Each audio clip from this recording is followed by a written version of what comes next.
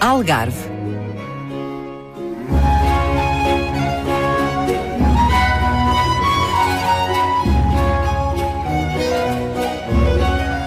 Bravos, indómitos, os olhanenses protagonizaram no século XIX uma história extraordinária.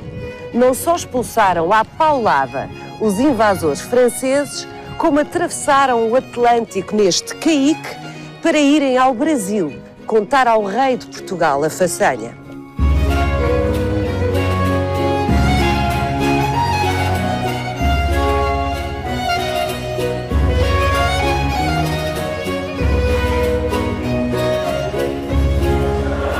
Este é o maior mercado de peixe de todo o Algarve e um dos maiores da Península Ibérica.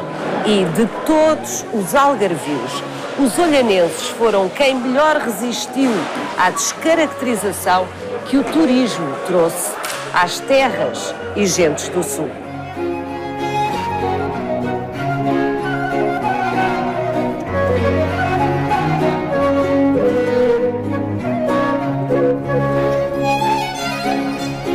Olhão é, de alguma forma, uma cidade inventada. Ao contrário do que é habitual, não se desenvolveu ao longo de longos séculos. Olhão tem data de nascimento e a sua identidade foi esculpida por vontade própria e com muito orgulho. Vai querer saber mais? Venha connosco nesta visita guiada.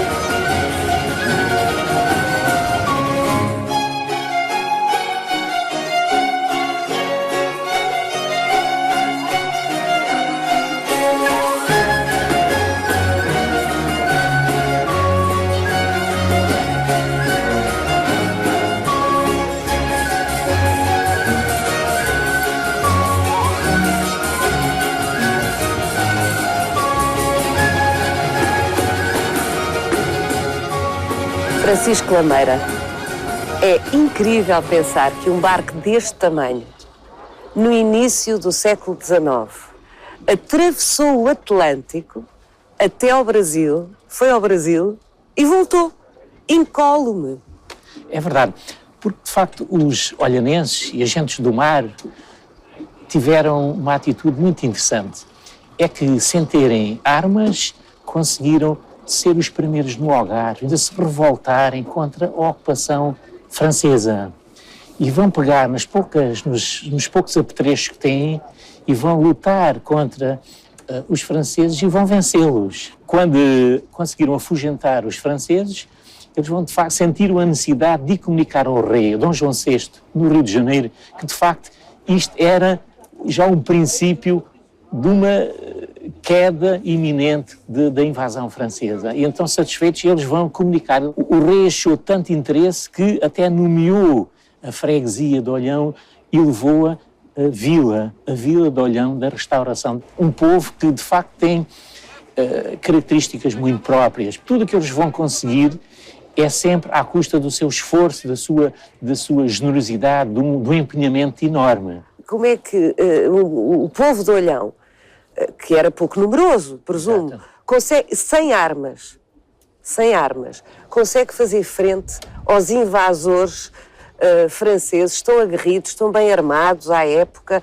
Como é que expulsam os franceses à paulada, literalmente? Exatamente, mas eles usam também a contra-informação e, nomeadamente, fazem circular junto da população que as tropas inglesas se estavam a aproximar por via marítima pela ria e então, quando o assunto estava devidamente divulgado, eles vão, num dos dias de embate, a malta vai praticamente toda para o mar e as mulheres levam as suas mantilhas e os seus saiotes vermelhos e colocam-nos de forma a que quem os visse pareciam que eram as tropas inglesas que tinham um uniforme vermelho. Portanto, isso tudo deliberado. Isso tudo deliberado. A farda inglesa era vermelha. Exatamente. E, portanto, os olhanenses simulam. Exatamente, simulam como que um acudir das tropas inglesas. Que não se verificou. Que não se verificou, porque era tudo montado, e de facto os franceses temiam a ajuda das tropas inglesas e, de facto, isso permitiu que eles se afugentassem. Mas houve confronto. Houve confronto, nomeadamente aqui próximo, numa ponte, onde se vêem as tropas francesas, também não eram muitos, aqui na zona central do Algarve eles eram à volta de 400, mas os olhanenses com forquilhas e outros instrumentos conseguem de facto expulsar e levar a que os franceses corressem para norte, em direção a Martilonga, Giões e fossem para Mértola. Então, mas aqui no Algarve não houve mais ninguém que enfrentasse... Os responsáveis militares aliaram-se aos franceses, inclusivamente a nobreza. Um dos elementos mais importantes da nobreza algarvia, Francisco Zé Moreira Pereira de Carvalhal e Vasconcelos, tinha um palácio em Estói, chegou inclusivamente a oferecer-lhes um jantar aos generais franceses. E esta população de Faro e do Olhão, popular, que no fundo obrigou os franceses a fugir, levou a que depois este membro da nobreza algarvia tivesse que ficar refugiado um ano inteiro na sua quinta em Estói, porque de facto a população queria tratar-lhe do pelo. Tinha sido colaboracionista, basicamente, exatamente, com o invasor. Como é que interpreta esse assomo de patriotismo destas gentes? Se o próprio rei se tinha refugiado no Brasil com a corte portuguesa para conservar aquilo que ele dizia que seria a integridade da Casa Real Portuguesa, como é que justifica que seja o povo do Olhão a reagir desta forma? Porque, de facto, foram colocados editais, nomeadamente aqui em Olhão, em que convocavam as pessoas para irem combater os espanhóis que estavam a sublevar contra os franceses. Por outro lado, os franceses, através das autoridades portuguesas, tinham colocado impostos, ainda por cima, mais gravosos sobre a população de Olhão do que sobre a população de Faro. E estes impostos, que eram grandes, assim como a convocação da população para ir lutar para a Espanha, levou a que eles, de facto, se revoltassem e sentissem que, se aceitassem, era muito pior. É um povo destemido que luta pelos seus direitos. Francisco, o barco onde estamos, o Caique do Bom Sucesso, é uma réplica, em rigor, porque exato, o original, mas é uma réplica exata, sim, não é? Houve a preocupação de a fazer fidedigna. Fidedigna.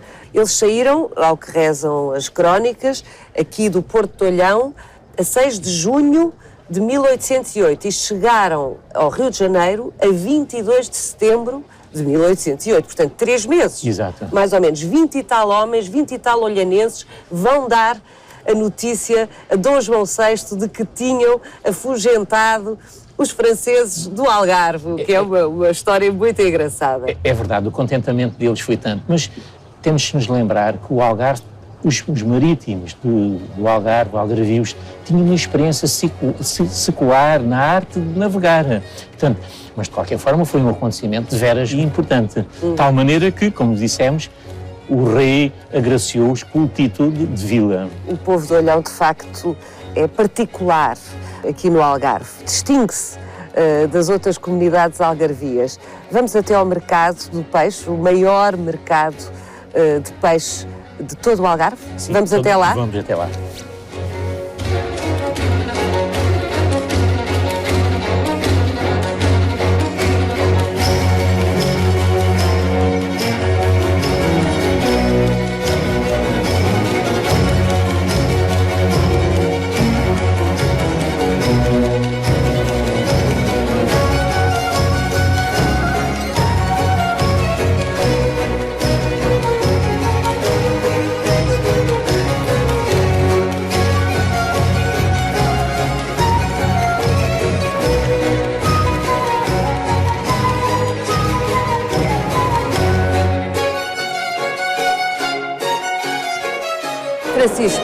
este mercado de peixe é impressionante.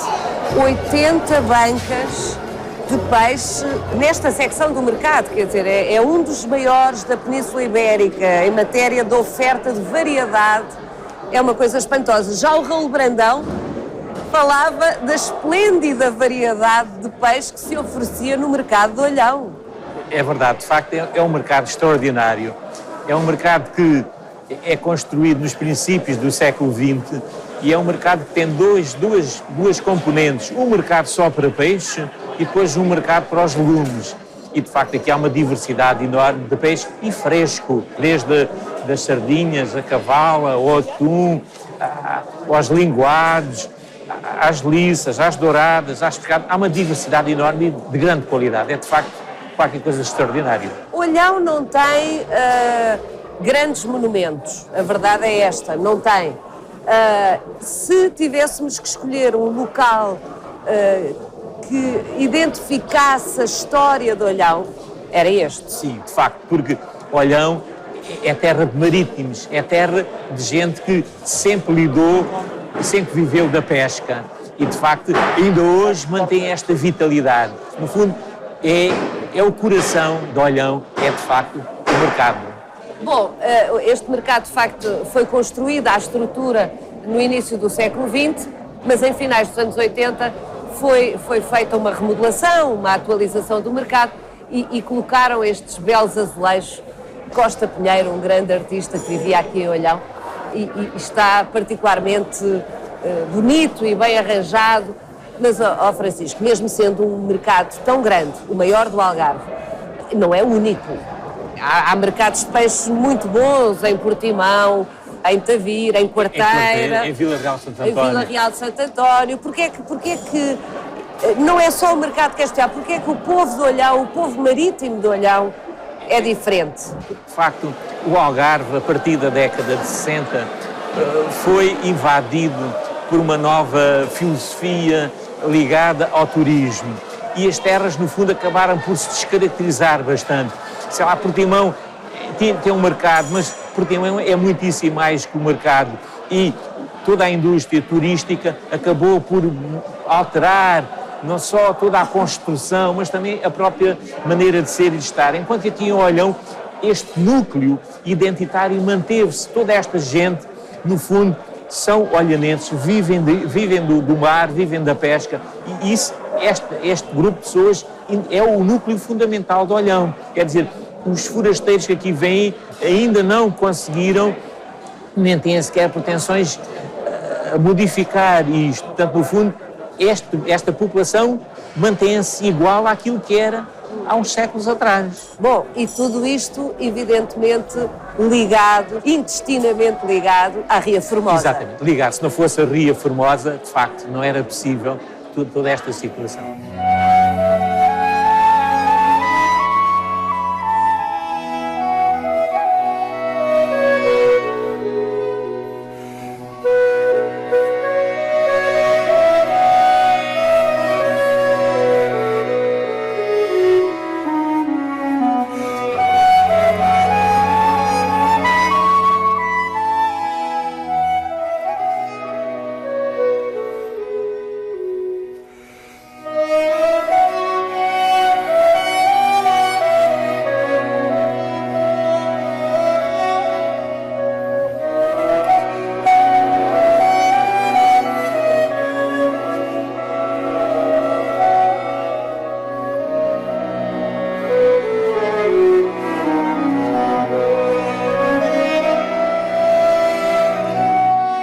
Francisco Lameira, a Ria Formosa é muito mais que formosa. Mesmo em época pré-romana, já existia aqui um grande núcleo urbano chamado Ossónoba, Faro, a poucos quilómetros daqui. Quer dizer que, desde a ocupação humana, que há vestígios de comunidades que passavam e que mariscavam e depois deslocavam-se, mas fixam-se mesmo em época pré-romana. Mesmo a própria moeda cunhada pelos romanos e que significava Ossónoma tem um peixe. Ora, Está a ver, esta riqueza da ria é extraordinária e tem permitido que, ao longo de séculos, comunidades humanas se fixassem aqui e que aqui vivessem. Portanto, o peixe entra através de barras, entra na Ria Formosa e aqui tem um local para desovar, para procriar, portanto, uma espécie de um infantário. Nas posturas municipais de 1728, diz-se que para não se prender, para não se colocarem as bestas nos morraçais, para não dar cabo do marisco, que era a comida dos pobres. Quer dizer que muita da população vivia da mariscagem, era um produto fundamental para a alimentação das pessoas. Os marinheiros de Olhão iam pescar e comerciar em Gibraltar. Exatamente. O Gibraltar é uma das referências que nós temos. Por exemplo, algumas das vidraças que nós temos nas igrejas no século XVIII diz vidros comprados, adquiridos em Gibraltar. Portanto, Gibraltar permite mesmo um determinado contrabando e estas populações também vivem muito do comércio. Aliás, o compromisso marítimo, a associação das pessoas do mar, não é só dos pescadores, mas é também daqueles que negociam com o mar. Portanto, há uma série de atividades que estão associadas à ria, sem ser a pesca dentro da ria, como a pesca no exterior, a pesca do atum, as almadravas, era fora. Portanto, o peixe passava no Mediterrâneo, não era aqui dentro.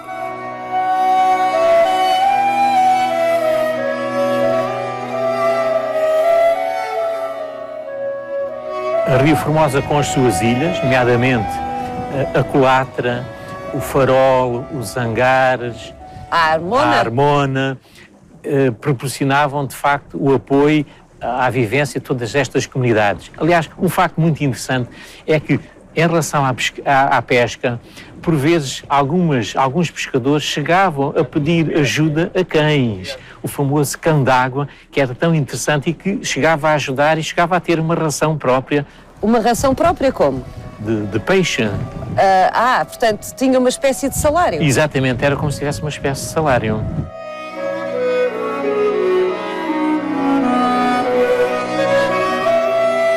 A Ria Formosa também possibilita, para além da pesca e do comércio, também possibilita o contrabando, porque de facto a diversidade e a quantidade de pequenas ilhas e ilhéus faz com que seja difícil controlar. Além de que, apesar de haver uma alfândega, haver autoridades, no fundo era aceite como uma forma, no fim e cabo, de granjear rendimentos.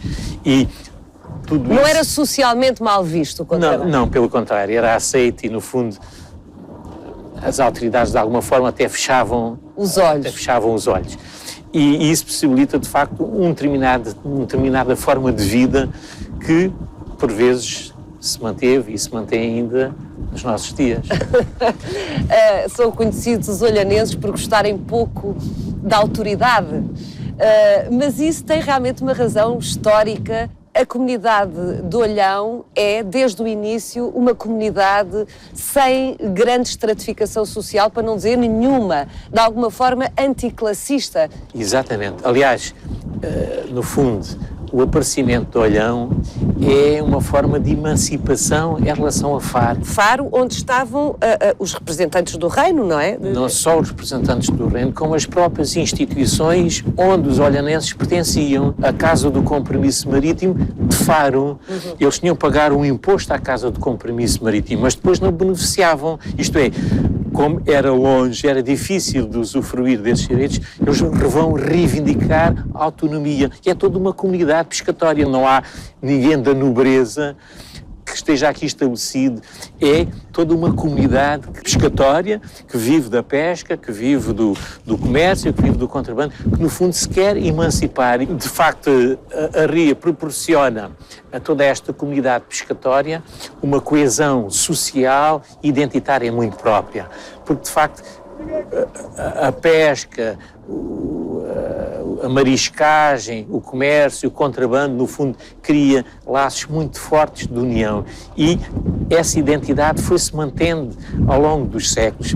Curiosamente, Francisco, o rei Dom Carlos, o marinheiro rei Dom Carlos, tinha um grande apreço pelos pescadores de Olhão que considerava os mais arrojados da costa algarvia, e isso não deixa de ser irónico, atendendo a que os próprios olhanenses não viam com muito bons olhos os nobres, as figuras maiores do clero, as figuras da autoridade, e contudo encontraram esta espécie de cumplicidade com o rei Dom Carlos, porque ele era marinheiro também. Está a ver o mar como elemento de ligação entre ambos, e de facto o rei Dom Carlos vai servir de referência mesmo para algumas formas de falar, algumas referências, porque de facto é a figura do rei, mas é um rei que gosta do mar, no fundo é um rei... É um homem do mar. É um homem do mar. Como os olhanenses Exatamente. São homens do mar.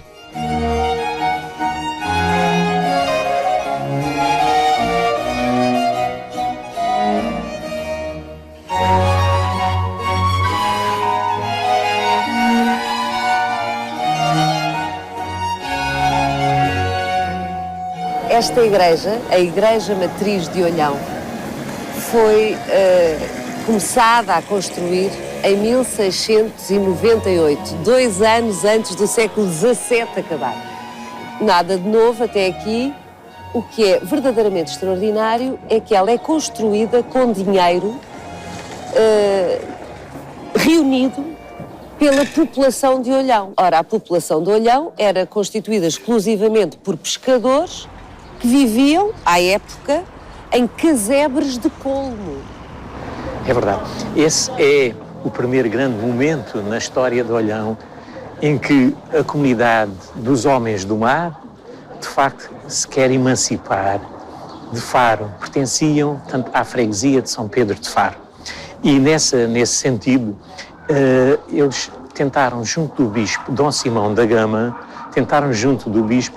que conseguissem ser elevados, criar uma freguesia nova. E assim foi. O Dom Simão da Gama deu-lhes essa possibilidade, desde que eles custeassem, pagassem a construção desta igreja. É uma forma, quase que diríamos, de um novo riquismo em que se precisa de afirmar, e daí o pé direito e a grandeza desta igreja. Por acaso até é feita pelos melhores pedreiros que nós tínhamos no Algarve. Não foi por acaso, com certeza. Não foi nada por acaso, foi tudo premeditado. Portanto, o povo de Olhão, no fundo, deixa de pertencer à freguesia de Quelves, uma freguesia aqui próxima, rural, para ter a sua própria freguesia, para ser independente. Na prática, o povo de Olhão pagou para se tornar independente de Faro. É verdade. E pagou através desta igreja, exatamente. porque a grande autoridade era, evidentemente, o bispo. Exatamente. E repare, no meio das palhotas, como diz no epígrafe, no meio das palhotas construir-se esta igreja com esta volumetria, é de facto um marco afirmativo enorme. E a partir daqui é que gradualmente vai nascer Olhão, tal como ela é hoje nos seus bairros mais tradicionais. Porque Olhão, de facto, começou por nascer como um bairro periférico de Faro. Exatamente, um bairro periférico de Faro. Um bairro de pescadores. Um bairro de pescadores, mas a existência de um olho de água, tanto de água potável junto ao mar, fez com que essa comunidade se fixasse e prosperasse. E daí que os equipamentos que vão criar vão ser todos idênticos aos de Faro, mas maiores que os de Faro.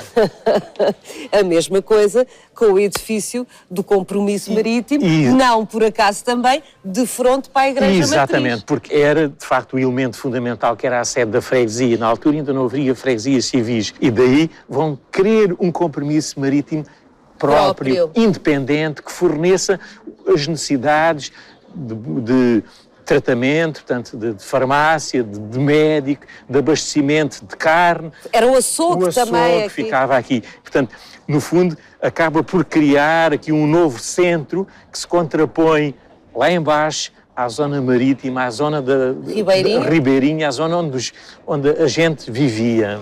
Francisco, é por todas essas razões que se diz que Olhão se inventou a si próprio. Não é fruto de uma longa história, de longos séculos. Não tem nada a ver com isso. Isto aqui é mesmo audácia e voluntarismo. Esta coletividade funciona como um todo, que se afirma desta forma tão interessante, primeiro com a ajuda do poder religioso, do bispo Dom Simão da Gama, e depois recorrendo inclusivamente ao rei, a Dom José, e que criam respectivamente a sede da freguesia e a Casa do Compromisso Marítimo. Era muito igualitária a comunidade, exatamente. Não é? Não há senhores e escravos, não há essa tradição Só nos princípios do século XX é que se começa a notar essa diferenciação com o aparecimento da indústria conserveira. A partir daí, que a altura em que depois há este grande boom construtivo, só aí é que de facto se começa a notar grandemente esta diferenciação. Portanto, é só uma arquitetura já do século XX onde isso se nota, porque no século XVIII, XIX, há uma partilha comum de interesses e de afirmação de uma sociedade que no fundo se quer mais independente e mais livre, e que leva, em alguns casos, a atos de bravura, como aqueles que nós já vimos na revolta contra os ocupantes franceses. Muito bem, vamos agora até ao bairro, e para terminar, a um bairro que distingue também a cidade de Olhão, que é um bairro muito curioso, que costuma ser descrito por cubista. É verdade, desde Raul Brandão que essa designação vigorou, e de facto a Barreta é um dos bairros mais característicos.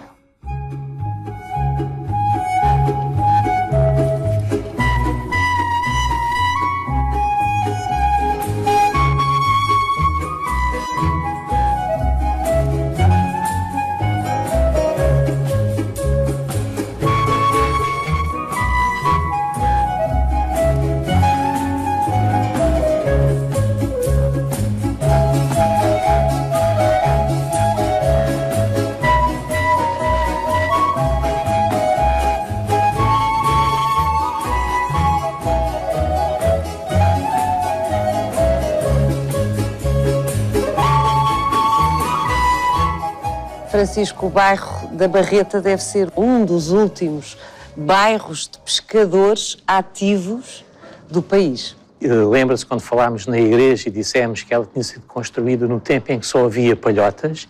Este é um exemplo muitíssimo interessante de um bairro de palhotas que depois, durante o século XIX, no lugar das palhotas, vão ser substituídas por casas de pedra e cal.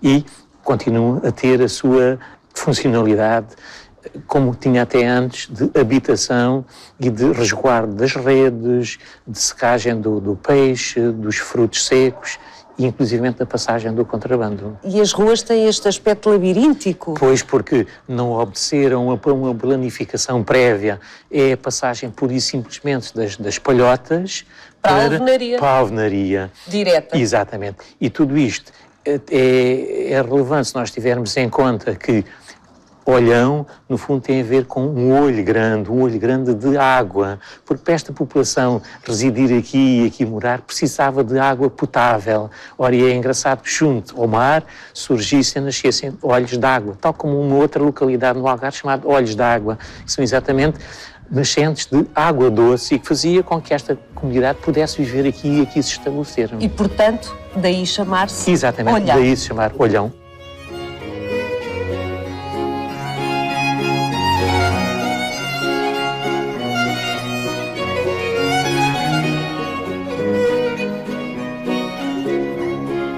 Siga-nos no nosso sítio e na nossa página de Facebook, onde encontra este e os outros episódios do Visita Guiada.